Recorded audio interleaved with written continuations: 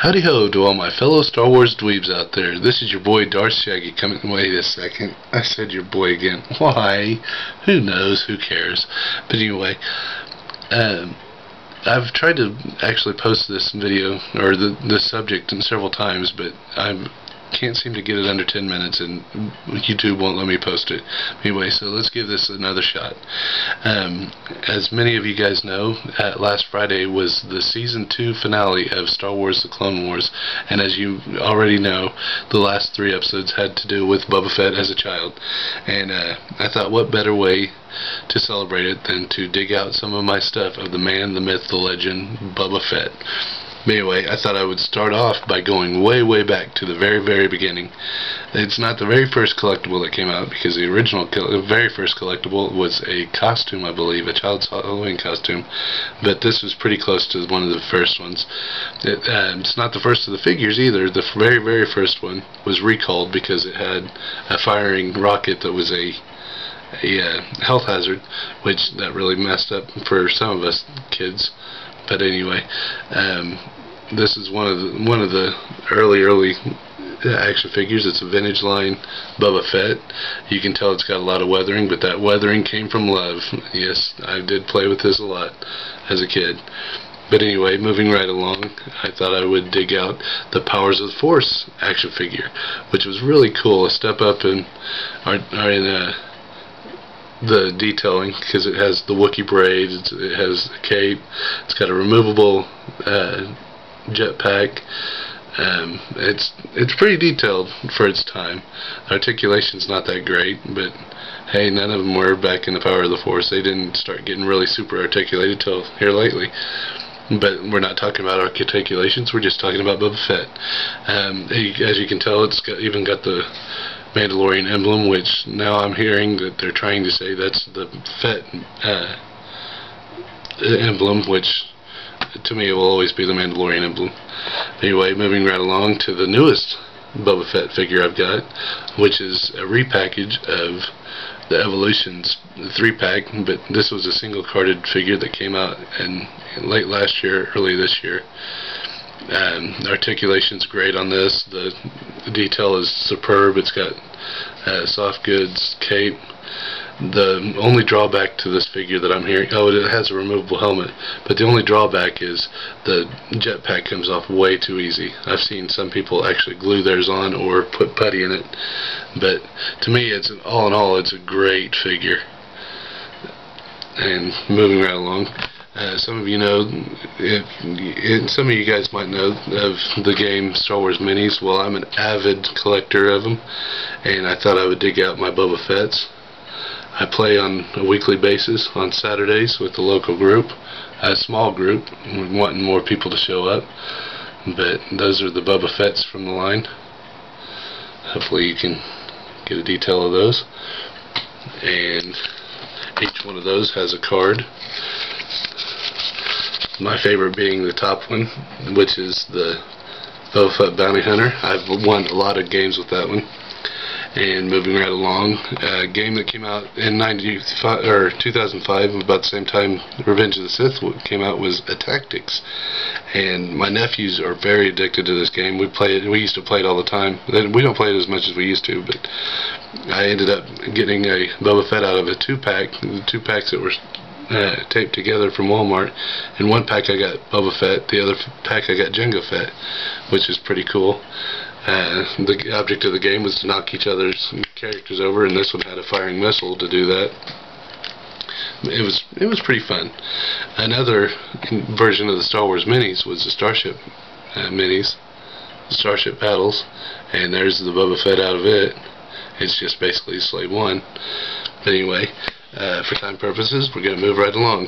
In 2005, about the same time Revenge of the Sith came out, Burger King came out with a line of Star Wars toys, and some of them were like stuffed animals or little flashlights and all kinds of stuff. And some of them were actually squirt guns like the Boba Fett. This one's still in the package, so I don't know if the actual squirt gun worked. But you filled it up with water and he shot water out of his wrist. And then last year or the year before, I can't remember when it actually came out, McDonald's had a line of Star Wars toys, and I ended up getting the whole set. And here is the bobblehead of Boba Fett. And from that line, you pull it back, and he's shot across the floor. I thought they were pretty cool. Speaking of bobbleheads, this past Christmas, my family decided, hey, Shaggy sure needs some bobbleheads. So a couple of them got me several bobbleheads, one of them being the Boba Fett, and which is really cool. Thanks a lot, Mom. I do like Boba Fett. She gave me Yoda too, which is actually my favorite, but we're talking about Boba Fett. And then it's got a little short summary on the back. You can push pause and read it if you want, if you can focus in. We're going to go ahead, okay, unpause. We're going to go ahead and move along. A couple years ago, a friend of mine, who was a boss at the time, came to work, and he collected Mighty Mugs, and he kept saying that some of them were getting harder and harder to find. Well, he ended up finding one that he said was pretty hard to find, and he ended up buying me one, and it was the Boba Fett one of all pieces. But he just happened to find a couple of them, and he bought me one. So thanks a lot, Scott. It's really cool. A friend of mine is a artist. He takes HeroClix and he cuts them up and makes different characters. He's made like Dragon Ball Z, Watchmen, Star Wars, wrestling. Well, he ended up giving me a Boba Fett, and I'm kind of actually shocked because he's a big Boba Fett fan, and he actually sells some of his work on eBay. If you're interested, I think his name is Wonka911. He's pretty good at it too. Thanks a lot, Jeremy. Like I said, I'm kind of shocked he gave it to me because he's a Boba Fett fan himself. As many of you might remember, the Shadows of the Empire that came out had a comic book series and a book and a video game. It was a multimedia, and they also had action figures. But I remember seeing on QVC at the same time that came out in the mid-90s, I believe. They also had mid to late 90s. They had QVC had a special, and one of them had to do with the Shadows of the Empire line, and it's the Battle of the Bounty Hunters, and it is a story of Boba Fett delivering Han Solo to Jabba the Hutt. And as you can see, it's a pop-up, hardcover pop-up book. Really pretty cool, I think. And it ends, the actual book ends with the delivery of Han Solo to Jabba the Hutt, which is pretty cool. I stumbled across a couple of those, and I think I paid maybe 30 cents for it, and then I got two of them. But about 6 months ago, I saw on StarWars.com they had how to draw section had an artist on there, and he had several cartoon characters on there of Star Wars, and I found some of his other artwork later on online, and I found a Boba Fett picture, and I thought, you know what, I'm going to try to draw that. That looks kind of cool. So this is my attempt of drawing Boba Fett. I'm not sure what the original artist's name is, but his artwork's really cool, and like I said, I thought I'd try to draw it myself. I thought it turned out pretty cool, if I do say so myself. And now for the last thing on my list of things I wanted to show, what better way to end it than something that has actually been autographed by the man, Boba Fett.